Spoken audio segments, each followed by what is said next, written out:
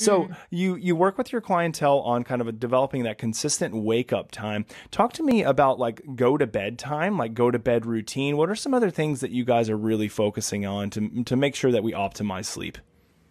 Yeah. So I know I alluded to this conversation of Zeitgebers, or being Latin for time givers, and one of the things that, or sorry, not Latin. Oh my God, why am I saying Latin? German. Zitterman. I'm getting really esoteric with Latin.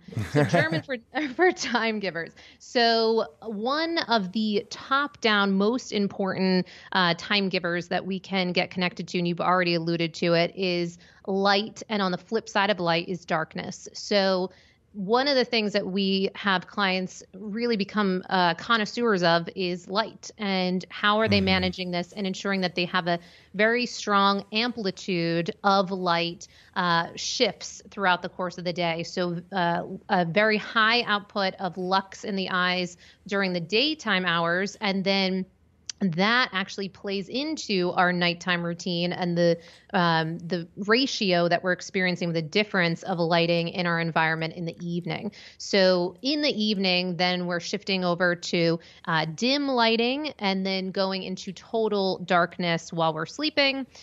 So, there's some really exciting studies that have been done, actually some coming out of NASA, looking at something called dynamic lighting versus static lighting.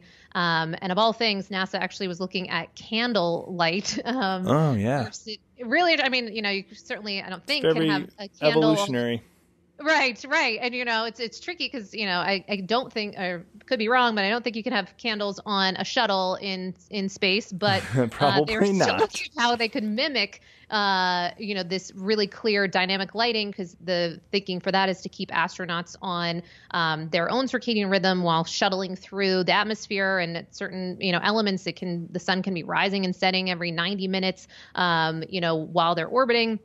So this conversation of how to keep us on track becomes really, really important for their health and the success of these missions. So there's really cool studies looking at that dynamic lighting, which is having very much bright light, full spectrum light throughout the course of the day, and then just a total dimming down to nearly dark, the essence of it being akin to candle lighting, often in more of that single digits lux output in the evening. And so when that happens, there seems to be an uptick in melatonin production that's just happening naturally in the lead up to your night.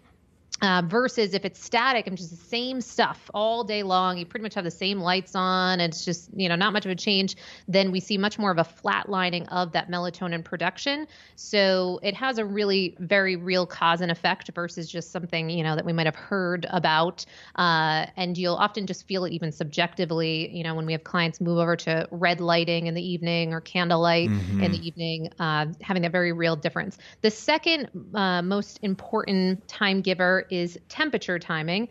And so shifting that temperature in your space, if you do have the connection to, changing your ambient temperature, you can change that to a higher temperature throughout the course of the day, and then a lower temperature in the evening, not just when you go to bed, but leading up to going to bed, to start signaling this process. Because if you think about the evolutionary perspective, when the sun would go down, then there would be a really very quick and dramatic fall of temperature in that moment. And then you would subsequently, having that presence of that cooler temperature in your space would have further informed you of when, soon we're going to be going to sleep, essentially. So you're creating that in your environment. And then also with the presence of that very low lighting, we're looking to move into kind of day mode versus night mode. So day mode, we're looking to have, activity, we're moving, exercising, our body temperature is up, the ambient temperature is up, light is, flowing, and we've got all kinds of things that we're doing. We're having those difficult conversations, any of those stressful things we need to handle, we're handling. But then going to night mode, we're really downshifting things. So we're also looking to, where possible, bring in fasting into the conversation, where applicable for you. And at the softest side of this is that circadian rhythm intermittent fasting. So at the bare minimum, looking to keep your meals largely between sunrise and sunset, The app Zero has kind of circadian rhythm, intermittent fasting options if you want to kind of play with this and gamify it a bit. So it kind of helps show you when you're eating outside of the windows of, sunrise and sunset.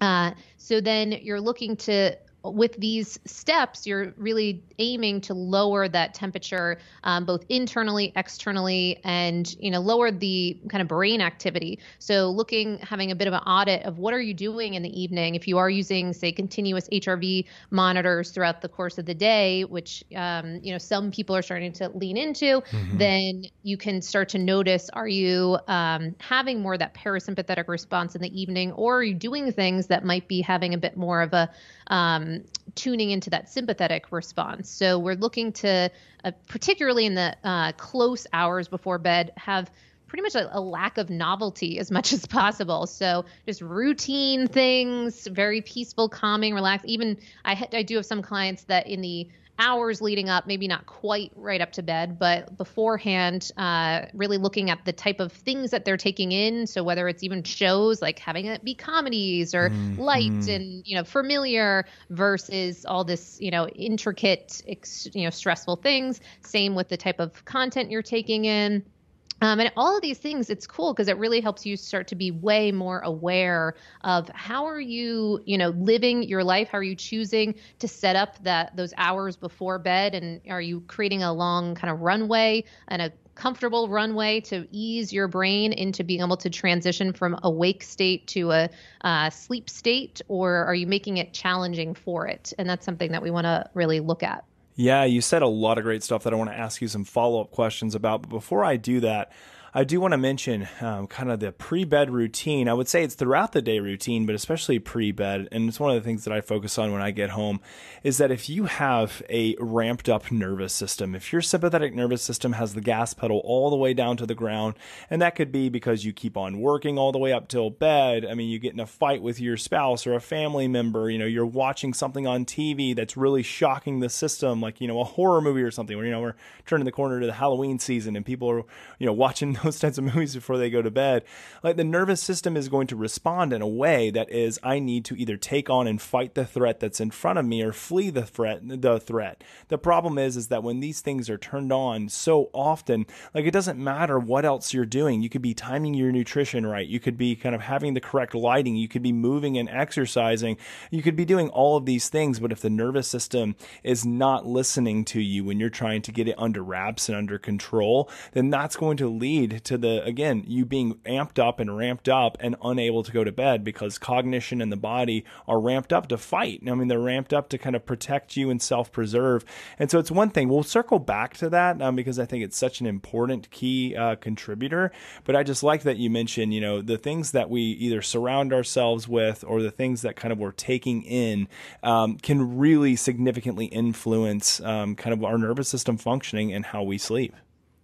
Yes, absolutely. And what you're speaking to can often be one of these things that when people are first coming in, they have a problem and you want the solution. And often you might want, okay, I want the gadget I can buy, the supplement I can, start taking. And, all of these things might be a part of it, but actually I love your kind of coined verbiage around basics before biohacks. Yes. Which is so brilliant because I think there's a time and a place for all of these things, but really the core and the foundation of it is looking at our life and looking at how are we showing up? What are our experiences throughout the course of our day? How are we responding to the stimuli that we're, presented with or surrounded by?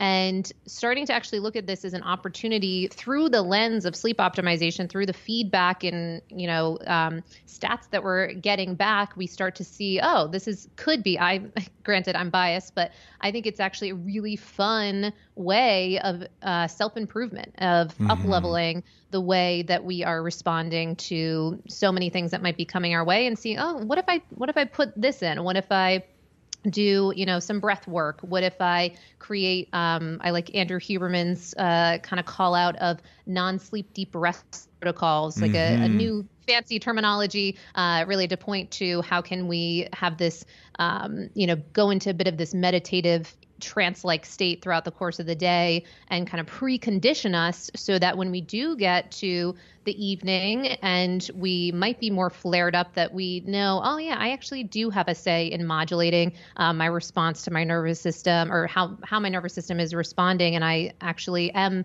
a bit more at the helm than I might have realized. Yeah, for sure. Thanks for listening to the Hanu Health Podcast. We hope you enjoyed the show. This podcast would not happen without listeners and supporters like you. And the best way to support us and the show is to head on over to iTunes and provide us with a 5-star review. This helps us reach others and spread the good word of breathing and stress resiliency. If we read your 5-star review on air, please reach out to podcast@hanuhealth.com with your name and mailing address, and we will send you some sweet Hanu gear. Until next time, breathe better and stress less.